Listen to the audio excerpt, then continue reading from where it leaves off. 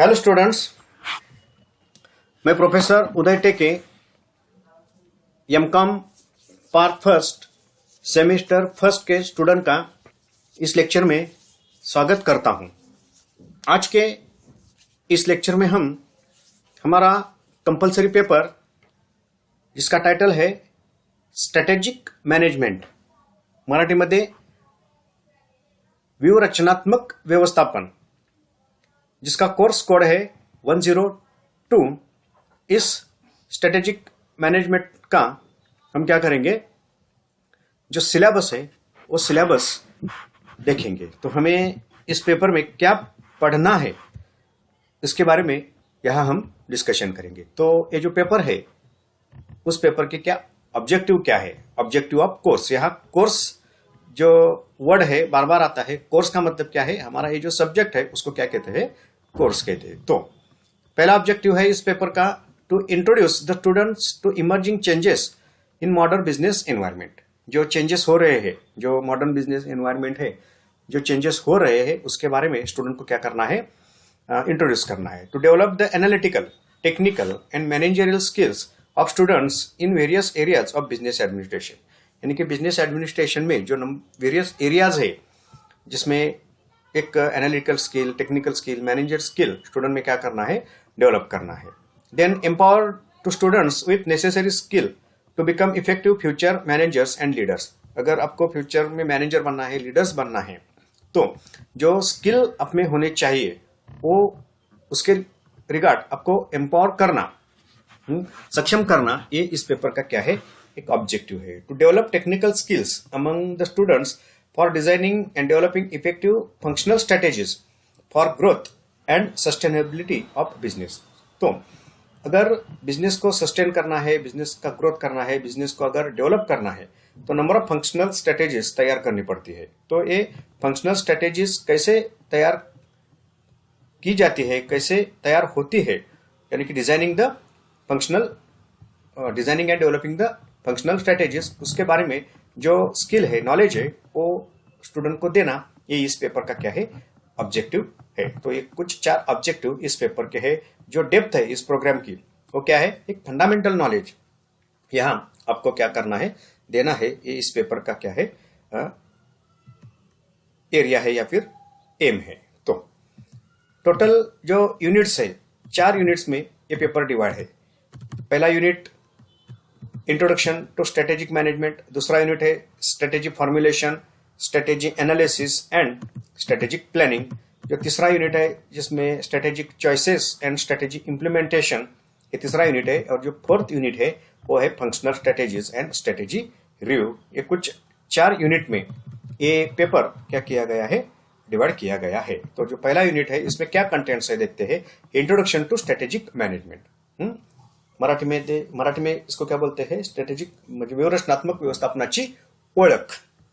सो contents, पहले तो हमें ये स्ट्रेटेजिक क्या है, ये स्ट्रेटेजी वर्ड के बारे में क्या करना है, डिस्कशन करना है। ये कंसेप्ट और इसका जो इवोल्यूशन है इसके बारे में यहाँ डिस्कशन करना है। यानी कि यहाँ जो मैनेजमेंट करना है वो मैनेजमेंट किसका है, स्ट्रेटेजी का है। मैनेजमेंट की कंसेप्ट हमें मालूम है, SYBCom में मैनेजमेंट को इन डेप्थ हमने मैनेजमेंट का क्या किया है, स्टडी किया है। अगर मैनेजमेंट की कंसेप्ट आपकी क्लियर है तो अभी यहाँ खाली स्ट्रेटेजी के कंसेप्ट को हमें क्या करना है, क्लियर करना है। ये मैनेजमेंट किसका है, स्ट्रेटेजी का मैनेजमेंट है। तो स्ट्रेटेजी ये हमारे लिए क्या है, यहाँ एक नया वर्ड है और इसको यहाँ हमें क्या करना है, समझना है। तो स्ट्रेटेजी, कंसेप्ट और evolution. Then strategic management characteristics यानी कि फीचर्स जो है स्ट्रेटेजिक मैनेजमेंट के, उसके बारे में यहाँ डिस्कशन करना है। Then dimensions and approaches to strategic decision making.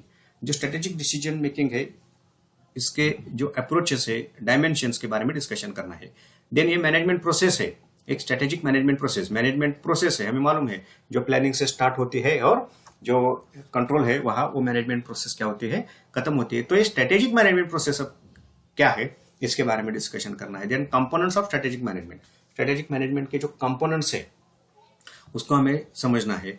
जो मॉडल्स है, पॉलिसीज है, रोल ऑफ टॉप मैनेजमेंट का जो रोल है स्ट्रेटेजिक मैनेजमेंट में वो देखना है। Then strategic implications of social and ethical issues, जो स्ट्रेटेजी इम्प्लीकेशंस है वो इम्प्लीकेशन यानी कि स्ट्रेटेजी को इम्प्लीमेंट करते वक्त क्या देखना पड़ता है, जो सोशल और इथिकल इश्यूज है वो इथिकल इश्यूज भी देखने पड़ते हैं। जनरली हर एक बिजनेस क्या मोटिव होता है, सबको मालूम है कि बिजनेस का मेन मोटिव होता है प्रॉफिट मोटिव होता है, यानी कि ज्यादा से ज्यादा प्रॉफिट को अचीव करना, प्रॉफिट रेज करना। इसके लिए कस्टमर को हमें क्या करना पड़ता है, कैच करना पड़ता है। तो ये सब करते वक्त ये स्ट्रेटेजिक मैनेजमेंट फॉलो करना पड़ता है और उसको इम्प्लीमेंट करते वक्त जो सोशल और इथिकल इश्यूज हैं उसको भी कंसिडर करना पड़ता है। तो ये कुछ पॉइंट्स इस यूनिट में हमें क्या करने हैं, डिस्कस करने हैं। देन जो सेकंड यूनिट है जिसमें स्ट्रेटेजी फॉर्मुलेशन है, स्ट्रेटेजी एनालिसिस है और स्ट्रेटेजी प्लानिंग है, यानी कि व्यू रचना को तैयार करना, फॉर्मुलेशन का मतलब उसको एनालाइज करना और देन उसको प्लान करना। ये तीन कंपोनेंट्स इस चैप्टर में हमें क्या करने हैं, देखने हैं। तो पहला क्या है इसमें content, organisational goals. Strategy formulation करते वक्त क्या देखना पड़ता है, जो ऑर्गेनाइजेशन है, ऑर्गेनाइजेशन की कॉन्सेप्ट भी क्लियर है, हमें खाली ऑर्गेनाइजेशन के गोल्स को अचीव करना पड़ता है स्ट्रेटेजी थ्रू। मिशंस होते हैं, सोशल रिस्पॉन्सिबिलिटी की कंसेप्ट हमें देखनी है स्ट्रेटेजी इंप्लीमेंट करते वक्त। गोल्स, मिशन और सोशल रिस्पॉन्सिबिलिटी। देन जो एनालिसिस है, स्ट्रेटेजी को फॉर्मुलेट करते वक्त स्ट्रेटेजी एनालिसिस करना पड़ता है, जिसमें एनालिसिस किसका, जो बिजनेस एनवायरनमेंट है। Business environment generally micro macro एक कुछ एनवायरनमेंट के कंपोनेंट्स रहते हैं, इंटरनल एनवायरनमेंट, एक्सटर्नल एनवायरनमेंट, इसको क्या करना पड़ता है, एनालाइज करना पड़ता है। Internal analysis for strategy advantages, जो स्ट्रेटेजिक एडवांटेजेस अगर हमें यानी कि बिजनेस को मिलने हैं, अगर बिजनेस चाहता है कि स्ट्रेटेजिक एडवांटेजेस मिले, ये स्ट्रेटेजिक एडवांटेजेस क्या है इसके बारे में डिस्कशन करना है, तो इंटरनल एनालिसिस करना पड़ता है, यानी कि बिजनेस की जो इंटरनल स्ट्रेंथ है उसको एनालाइज करना पड़ता है। देन स्ट्रेटेजी प्लानिंग एक प्रोसेस कैसे होती है, उसका meaning, steps, alternatives, advantages and disadvantages, ये स्ट्रेटेजिक प्लानिंग की कंसेप्ट है, जिसमें मीनिंग देखना है, स्टेप्स है स्ट्रेटेजिक प्लानिंग की प्रोसेस के, कुछ अल्टरनेटिव रहते हैं स्ट्रेटेजीज अल्टरनेटिव, और उसके एडवांटेजेस और डिसएडवांटेजेस को देखना है। Then designing and effective strategic plan, जो इफेक्टिव स्ट्रेटेजिक प्लान है, यानी कि ऐसा प्लान यहाँ हमें तैयार करना है जिसमें स्ट्रेटेजी को हमें क्या करना पड़ता है, इंप्लीमेंट करना पड़ता है, और वो स्ट्रेटेजिक प्लान क्या होना चाहिए, इफेक्टिव होना चाहिए। यहाँ इफेक्टिव का मतलब क्या है, बिजनेस के जो ऑब्जेक्टिव्स है, बिजनेस के जो गोल्स है, उसको हमें क्या करना है, हमें का मतलब क्या है, बिजनेस को क्या करना है, अचीव करना है। तो अचीव करने के लिए ये जो स्ट्रेटेजिक प्लान तैयार करना होता है वो क्या हो, वो स्ट्रेटेजिक प्लान तैयार करना पड़ता है, और उस प्लान से अगर वो गोल्स ऑब्जेक्टिव अचीव होते हैं तो जनरली उसको हम क्या कहते हैं, इफेक्टिव स्ट्रेटेजिक प्लान करते हैं। तो खाली स्ट्रेटेजिक प्लान नहीं, वो स्ट्रेटेजिक प्लान कैसे होना चाहिए, इफेक्टिव होना चाहिए, यानी कि जो एंड रिजल्ट है, एक्सपेक्टेड जो रिजल्ट है, वो रिजल्ट बिजनेस को मिलना चाहिए। ऐसा प्लान कैसे तैयार किया जाता है इसके बारे में यहाँ हमें डिस्कशन करना है। तो ये चैप्टर नंबर 2 है। अब जो चैप्टर नंबर 3 है वो क्या है, strategic choices and strategy implementation. तो स्ट्रेटेजी चॉइसेस और इंप्लीमेंटेशन में क्या है, generating strategic alternative for stability, growth and sustainable strategies. So जो स्टेबिलिटी है, ग्रोथ है और सस्टेनेबिलिटी है, उसके लिए जो स्ट्रेटेजीज है वो तैयार करनी पड़ती है। तो वो जनरेटिंग स्ट्रेटेजीज अल्टरनेटिव, तो स्टेबिलिटी के लिए, ग्रोथ के लिए और सस्टेनेबिलिटी के लिए स्ट्रेटेजीज अल्टरनेटिव कौन सी स्ट्रेटेजीज, कैसी स्ट्रेटेजीज तैयार करनी पड़ती है, उसके बारे में यहाँ हमें क्या करना है, डिस्कशन करना है। Evaluation of strategic alternative for developing product portfolio models and selection of suitable corporate strategy. So जो स्ट्रेटेजी अल्टरनेटिव अवेलेबल है, तो उन स्ट्रेटेजिक अल्टरनेटिव को पहले इवेल्युएट करना पड़ता है। आफ्टर इवेल्युएशन स्ट्रेटेजी को क्या किया जाता है, सिलेक्ट किया जाता है। तो ये इवेल्युएशन जो है स्ट्रेटेजिक अल्टरनेटिव का, for developing product portfolio models, यानी कि प्रोडक्ट पोर्टफोलियो मॉडल्स के लिए इस स्ट्रेटेजी का यहाँ नंबर ऑफ जो स्ट्रेटेजीज अवेलेबल होती है उसका इवेल्युएशन करना है and select a suitable corporate strategy. और एक स्पेसिफिक जो स्ट्रेटेजी है हर एक बिजनेस के लिए कौन सी स्ट्रेटेजी सुटेबल है वो क्या करनी पड़ती है, सिलेक्ट करनी पड़ती है। और जो इम्प्लीमेंटेशन इशू है, स्ट्रेटेजी तो तैयार की, अब उसको इम्प्लीमेंट करना पड़ता है। इम्प्लीमेंट से रिलेटेड इशू को देखना है। Planning and allocation of resources, जो भी रिसोर्सेस है बिजनेस में उसको प्लान करना पड़ता है, उसका एलोकेशन करना पड़ता है। रिसोर्सेस की वैल्यू रहती है, उसके कॉस्ट रहती है। जनरली बिजनेस के जो रिसोर्सेस है उसको क्या माना जाता है, स्केर्स रिसोर्सेस माना जाता है, यानी कि वो क्या है, दुर्मिळ है। तो वो रिसोर्सेस स्केर्स है, ये एज्यूम करके ही उसका क्या होना चाहिए, एलोकेशन होना चाहिए। तो ये प्लानिंग कैसे होता है, रिसोर्सेस का एलोकेशन कैसे होता है इम्प्लीमेंटेशन के वक्त, ये देखना पड़ता है। Organisational structure, so factors affecting the choice, organisational structure का स्टडी करना है। जो फैक्टर्स है अफेक्टिंग चॉइस, हम जब ये स्ट्रेटेजी चॉइस करते हैं तो कौन से फैक्टर्स उस पर अफेक्ट करते हैं, यानी कि प्रभाव पड़ता है कौन से फैक्टर का, उसके बारे में यहाँ हमें डिस्कशन करना है। Degree of flexibility and autonomy, so जो स्ट्रेटेजी हमने तैयार की है उसको चॉइस किया है, अब उसको इम्प्लीमेंट करना है, तो स्ट्रेटेजी रिजिड नहीं होनी चाहिए, उसमें कुछ फ्लेक्सिबिलिटी होनी चाहिए और ऑटोनॉमी भी होनी चाहिए। इसके बारे में यहाँ क्या करना है, डिस्कशन करना है। तो ये चैप्टर नंबर 3 है। देन जो चैप्टर नंबर 4 है, functional strategy and strategic review, तो यहाँ जो नंबर ऑफ फंक्शनल स्ट्रेटेजीज है वो तैयार करनी पड़ती है, उसका रिव्यू लेना है। तो knowledge and formulation of functional strategies for, so यहाँ हमें क्या करना है, जो फंक्शनल स्ट्रेटेजी है उसके लिए क्या नॉलेज होना चाहिए, उसको कैसे फॉर्मुलेट किया जाता है, यानी कि कैसे स्ट्रेटेजी को तैयार किया जाता है, जिसमें फंक्शनल स्ट्रेटेजी किससे रिलेटेड, मार्केटिंग से related functional strategies, environmental sustainability, CSR that is corporate social responsibility, human resource से रिलेटेड, फाइनेंस से रिलेटेड, लॉजिस्टिक्स से रिलेटेड, इससे रिलेटेड जो स्ट्रेटेजीज हैं वो स्ट्रेटेजीज क्या करनी पड़ती है, तैयार करनी पड़ती है। Then evaluation of strategic performance, ठीक है, स्ट्रेटेजी तो तैयार की, उसको इंप्लीमेंट भी किया, लेकिन जो परफॉर्मेंस है वो मिला या नहीं, इसके लिए स्ट्रेटेजी परफॉर्मेंस को इवेल्युएट किया जाता है। देन इवेल्युएट करने के लिए क्राइटेरिया एंड प्रॉब्लम्स, क्राइटेरिया क्या होना चाहिए इवेल्युएशन के लिए, वो क्राइटेरिया एंड प्रॉब्लम्स, इवेल्युएशन करते वक्त क्या समस्याएं आती है उसके बारे में यहाँ डिस्कशन करना है। Then concept of corporate restructuring, इसको भी यहाँ देखना है।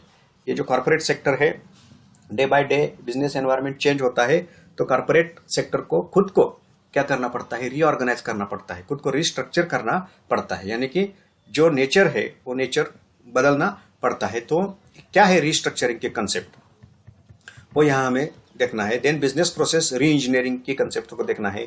एक बेंच मार्चिंग की कंसेप्ट है। Then TQM that means total quality management की एक कॉन्सेप्ट है। देन ये 6 सिग्मा की कॉन्सेप्ट है। ये जो बेंच मार्किंग है या फिर टीक्यूएम है, ये 6 सिग्मा है, ये क्वालिटी से रिलेटेड है, यानी कि बिजनेस में जो प्रोडक्ट प्रोड्यूस होते हैं उसकी जो क्वालिटी है वो क्वालिटी कैसे इंप्रूव होनी चाहिए, क्वालिटी का मतलब क्या है, इससे रिलेटेड ये कंसेप्ट है, benchmarking, total quality management and 6 sigma. Then Chanakya Niti एक कॉन्सेप्ट है, केस स्टडी अप्रोच।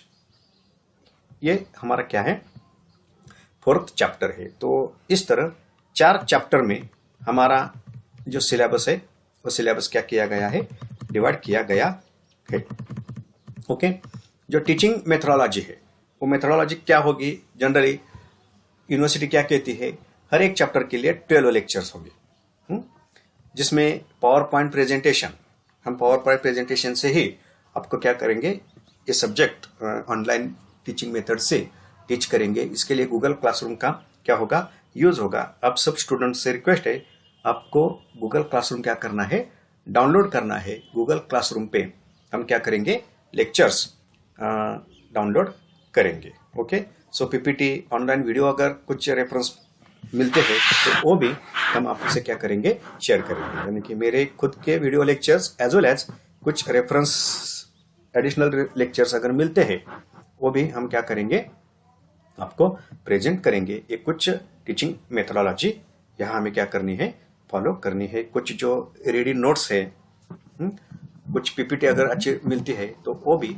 हम आपको क्या करेंगे, शेयर करेंगे। और ये कुछ रेफरेंस बुक्स है, list of books recommended, university ने कुछ ये बुक्स रिकमेंड किए हैं। Strategic management Indian context by R Srinivasan, then strategic management by Dinesh Madan, concept in strategic management and business policy by Thomas L Wheelen, J David Hunger, Alan Hoffman, Charles E Bamford, इन चारों ने ये book लिखा है। Strategic management Fred R David, strategic management by CB Gupta, introduction to strategic, ये कुछ university ने book क्या किए हैं, रिकमेंड किए हैं। तो हमारा जो कम्युनिकेशन होगा, यानी कि जो इंस्ट्रक्शन है, यानी कि जो हम पढ़ाई करेंगे, इसमें English as well as Hindi, इन दोनों लैंग्वेज का मैं क्या करूंगा, इस्तेमाल करूंगा, कि जिससे आपको जो कंसेप्ट है क्लियर होगी। इंग्लिश मीडियम के स्टूडेंट अगर इंग्लिश मीडियम में कुछ लिखना चाहते हैं तो इंग्लिश मीडियम में पीपीटी होगी या फिर नोट्स होगा, उस पर मैं आपको English as well as Hindi में डिस्कशन करूंगा। जो मराठी मीडियम के स्टूडेंट है उसको भी हिंदी अच्छी तरह से क्या होती है, समझ में आती है, तो हिंदी और इंग्लिश में आपको ये सब्जेक्ट क्या होगा, क्लियर होगा। तो हम आगे जाकर क्या करेंगे, इसकी पढ़ाई शुरू करेंगे। Okay, thank you.